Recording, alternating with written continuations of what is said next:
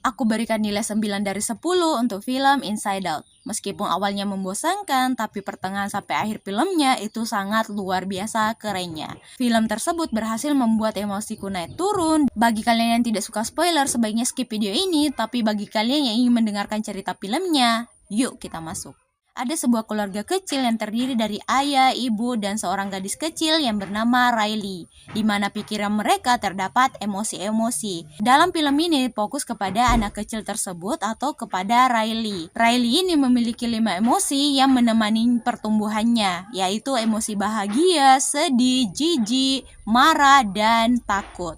Emosi-emosi inilah yang menjadi pusat pengontrolan pikiran Riley. Emosi bahagia menjadi emosi utama dalam pikiran Riley. Dia itu selalu berusaha untuk membuat Riley bahagia. Hingga pada akhirnya orang tua Riley memutuskan untuk pindah tempat tinggal yang membuat Riley harus beradaptasi dengan lingkungannya. Mulai saat itu emosi sedih mulai mempengaruhi ingatan-ingatan Riley yang bahagia, tapi dicegah oleh emosi bahagia.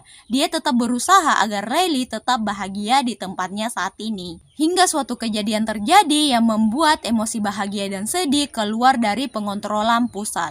Hingga tersisa 3 emosi dalam pengontrolan pusat yang mengatur pikiran Riley, yaitu emosi takut, marah, dan jijik. Karena tidak ada emosi bahagia dalam pengontrolan pusat, emosi marah pun menjadi pengatur pikiran Riley yang membuatnya bertengkar dengan orang tuanya. Ingatan Riley tentang kebahagiaan perlahan-lahan memudar dan digantikan dengan kekecewaan. Di sisi lain, emosi sedih dan bahagia berusaha untuk kembali ke pengontrolan pusat agar mereka bisa membuat Riley bahagia lagi. Utamanya sih si emosi bahagia. Dalam perjalanan mereka ini untuk kembali ke pengontrolan pusat, emosi sedih dan bahagia bertemu dengan Bimbong, di mana Bimbong ini adalah imajinasi Riley ketika masih kecil. Mereka pun mencari cara agar bisa kembali ke pengontrolan pusat, tapi semua jalan telah tertutup hingga ada sebuah pipa yang bisa membawa mereka kembali ke pengontrolan pusat. Tapi emosi bahagia ini sangat egois karena dia melarang emosi sedih untuk ikut bersamanya.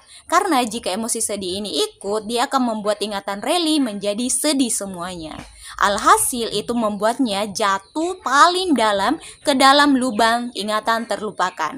Di dalam jurang ingatan yang akan terlupakan itu, emosi bahagia jatuh bersama dengan Bimbong. Emosi bahagia dan Bimbong berusaha untuk sampai ke atas menggunakan kereta kecilnya. Tapi tetap saja mereka gagal. Hingga pada akhirnya Bimbong pun memutuskan untuk dilupakan oleh Riley daripada emosi bahagia yang gagal untuk sampai ke atas. Akhirnya emosi bahagia sampai ke atas dan dia pun mencari emosi sedih, tapi tidak menemukannya. Ternyata emosi sedih ini ingin melarikan diri dan tidak ingin kembali ke pengontrolan pusat. Karena dia merasa kalau dia kembali ke pengontrolan pusat, dia hanya akan membuat Riley sedih. Tapi emosi bahagia menyadari kalau emosi sedih juga dibutuhkan oleh Riley yang membuatnya dikelilingi oleh teman-teman dan orang tuanya.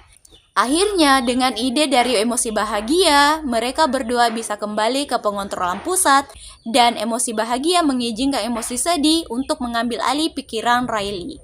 Ketika emosi sedih melakukannya, Riley pun meluapkan semua perasaannya kepada orang tuanya tentang dirinya yang sulit beradaptasi dengan lingkungan barunya, serta dia rindu dengan rumah lamanya, rindu dengan sahabatnya, dan rindu semua tentang tempat tinggalnya.